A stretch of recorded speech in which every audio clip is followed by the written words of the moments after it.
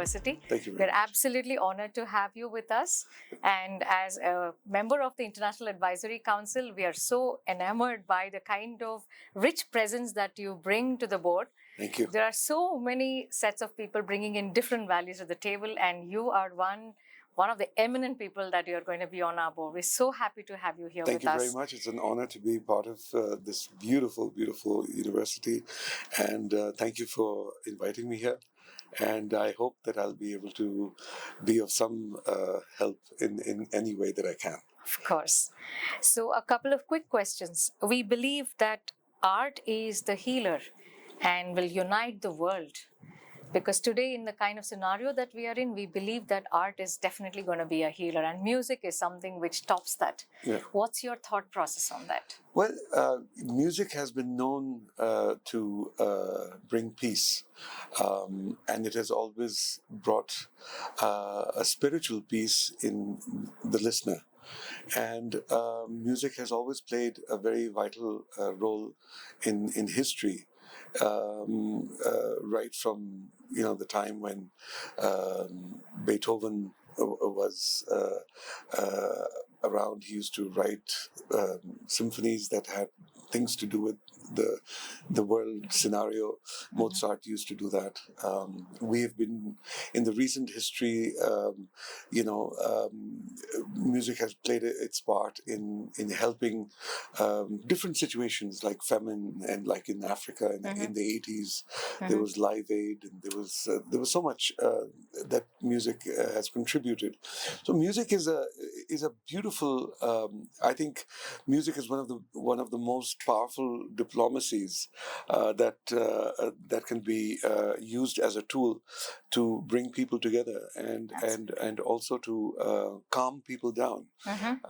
And like you rightly pointed out, we are living in a very, for lack of a better word, a hostile moment in time, and music can and should be used as a tool to bridge the differences that have been created by people across the world. And I hope that it is employed in its positive manner.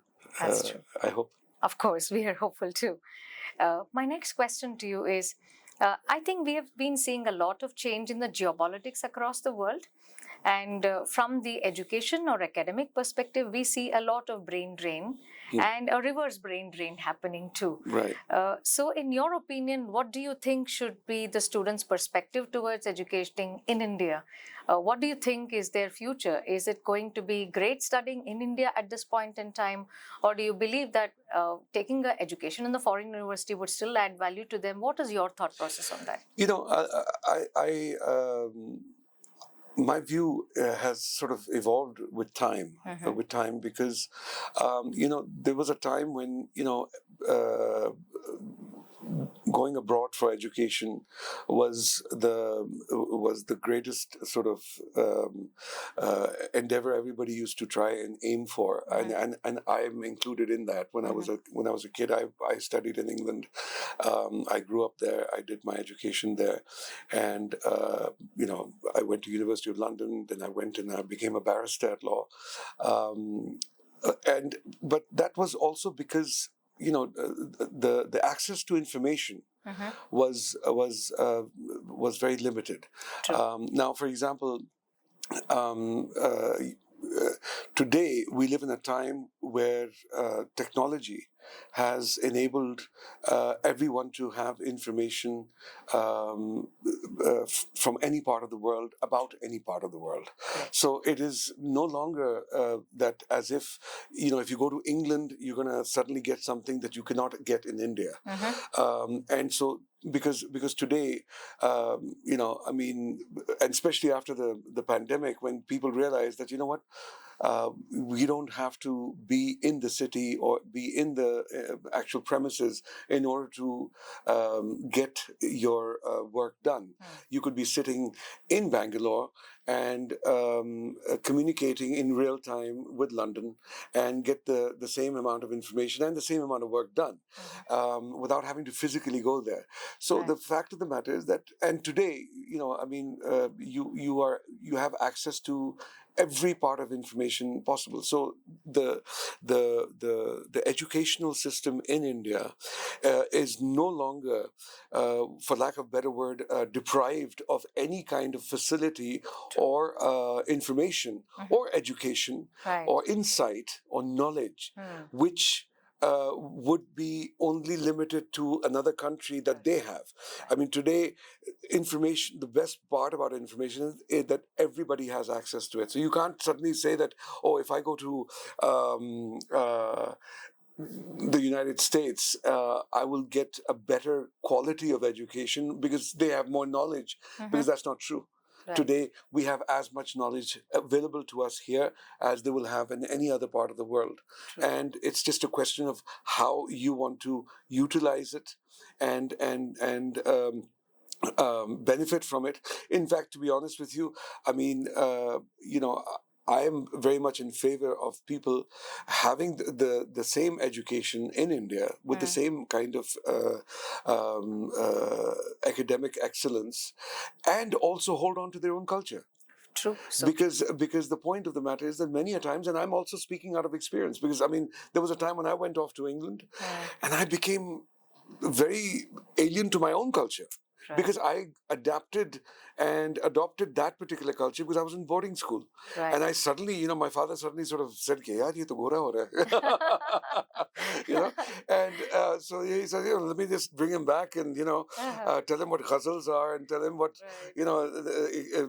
start educating him about our own culture, which is how I got back into Indian classical music. And, he brought me back. Otherwise, I was going very much into that zone. And which is a good thing in the sense that I learned a lot about that culture, and then I imbibed my roots from of the Indian classical music and so on and so forth, and then I was able to create something which was my own. But the point is that at the end of the day, there does become an identity crisis sometimes, and today, if you have all the education and the information available in India and the excellence of teachers existing here, then there is actually no justification for going abroad. Absolutely. Unless there's something very specialized that you want to do, where I was going to turn around and say that unless you want to fly a rocket, you want to go to NASA, but even that is now possible here. So the thing is that if that goes to show the level of academic excellence that exists here and information. So I would highly recommend people to get educated in their own country, like in India, because then they benefit both ways. They'll hold on to their rich culture and traditions and get a world-class education along with it and be ready to face the world. Great. With their own identity. Absolutely. And pride. True. So my last question to you. You have evolved yourself as a great musician over the last couple of years, and you've still stayed relevant, got the best of both the worlds. You've been so resilient about so many things. Can you just tell us, as a global citizen, what is your message to the Gen Z? If my students of Chanakya University had to listen to your words, what would that one thing that you want to share with them and ask them to do it with no compromise? Well, first of all, never be satisfied. Okay. Secondly, never rest on your laurels. Always, the moment you feel that you've reached one goal, your next goal should already be there to move forward. Right. Never be satisfied.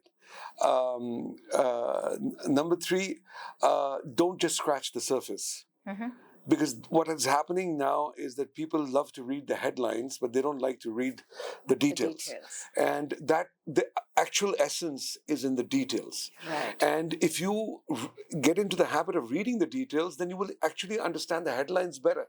Right. And so the thing is that, for example, whether it is in music, whether it is in any field, it is not enough to just know the basic form always go in and try to find out about the foundations. Once you've got your foundations in place, then you can move anywhere. You can do anything. And, and respect your parents more. They learned everything without Google. That's true. And now ChatGPT. Of course. So thank you very much. Thank you. It was great conversing with you. It was my pleasure. We look forward to having you more in our campus, and so much to learn from you. Thank you I very hope so. much.